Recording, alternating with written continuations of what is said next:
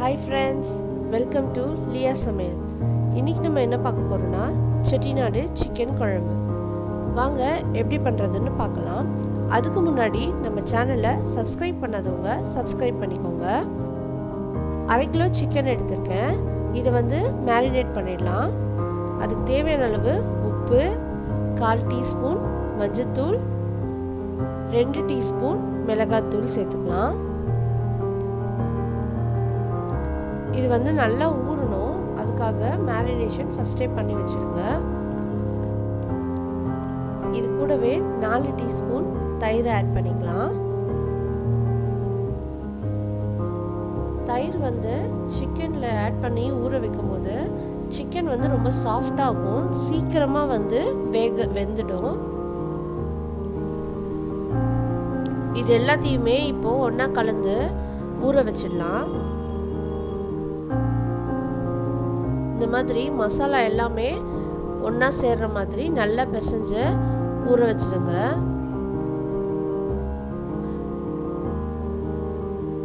இப்போ இன்னொரு பேன்ல 2 spoon oil சேர்த்துக்கிறேன். இதுல ஒரு அன்னாச்சி பூ, 4 கிராம்பு, 2 பீஸ் பட்டை, 3 ஏலக்காய், கொஞ்சமா கடல் பாசி எடுத்துக்கேன். இது எல்லாத்தையுமே சேர்த்துக்கலாம். இது பொரிஞ்ச உடனே 3 காஞ்ச மிளகாய் எடுத்துக்கேன். அதையும் சேர்த்துக்கிட்டு ஒரு 6 பல்லு பூண்டு, ஒரு பீஸ் இஞ்சி, இது எல்லாத்தையுமே ராவா கட் பண்ணி அப்படியே போட்டுருக்கேன்.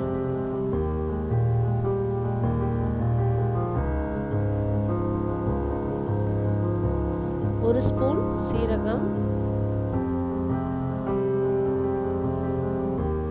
ஒரு ஸ்பூன் மிளகு, 2 டீஸ்பூன் தனியா எடுத்துருக்கேன், முழு தனியா, ஒரு கைப்பிடி சின்ன வெங்காயம் எடுத்து ஆட் பண்ணிக்கிறேன். இதெல்லாம் நல்லா வதக்கிக்கலாம். லோ ஃப்ளேமில் இதை வச்சு நல்லா வதக்கிக்கலாம். இது கூடவே 1 டீஸ்பூன் சோம்பு, 1 ஸ்பூன் அரிசி போடுறேன். அரிசி நம்ம குழம்பை திக் கொடுக்கறதுக்காக இதை ஆட் பண்ணுறோம். இதே மாதிரி நல்லா லோ ஃப்ளேமில் வச்சு இது எல்லாத்தையுமே வாசனை வர வரைக்கும் வறுத்துக்கலாம். இந்த மாதிரி எல்லாமே வறுபட ஆரம்பிச்சிருச்சு.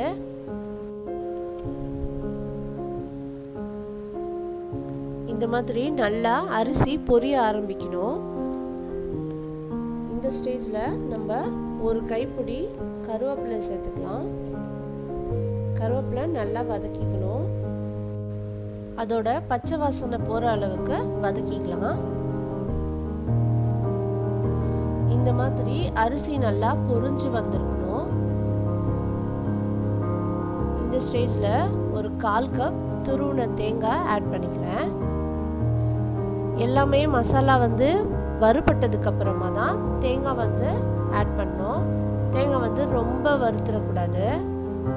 அதோட ஈரத்தன்மை போகிற வரைக்கும் வறுத்தா போதும்.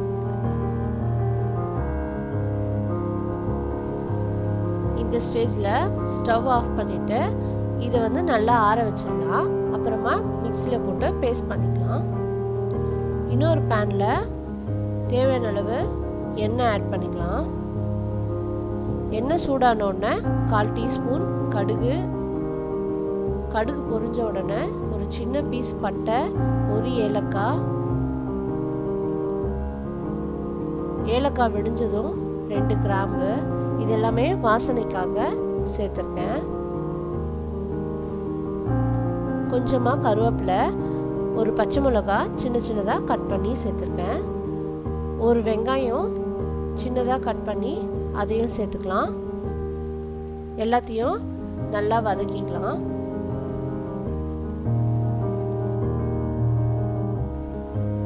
வெங்காயம் நல்லா வதங்கி கலர் மாறினதுக்கு அப்புறமா ஒரு தக்காளி அதையும் ஆட் பண்ணிக்கிறேன். தக்காளி சேர்த்துட்டு தேவையான அளவு உப்பு சேர்த்துக்கிறேன். உப்பு சேர்த்து நல்லா வதக்கிக்கோங்க. தக்காளி நல்லா குழைய வேகணும். அதுக்காக மூடி போட்டு வேக வச்சுக்கலாம்.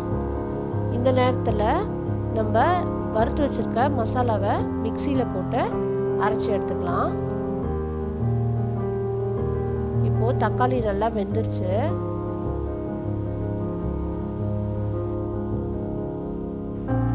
இந்த நேரத்தில் நம்ம ஆல்ரெடி மேரினேட் பண்ணி வச்சுருந்த சிக்கனை சேர்த்துக்கலாம். சிக்கன் சேர்த்துட்டு நல்லா வதக்கி விட்டுக்கோங்க. அந்த தக்காளி வெங்காயத்தோடவே சிக்கன் நல்லா வதங்கட்டும்.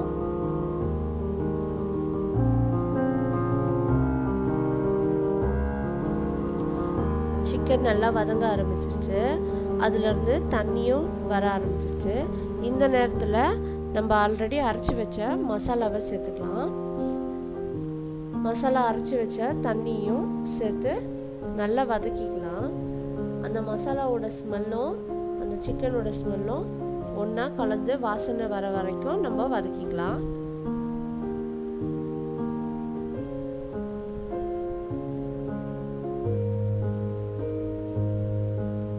இந்த மாதிரி எல்லாம் ஒன்றா சேர்ந்து வதக்கி விட்டதுக்கப்புறமா தேவையான அளவு தண்ணி சேர்த்துக்கலாம். நம்ம குழம்புக்கு எவ்வளோ தண்ணி தேவையோ அவ்வளோ தண்ணி சேர்த்து நல்லா கொதிக்க விடுங்க.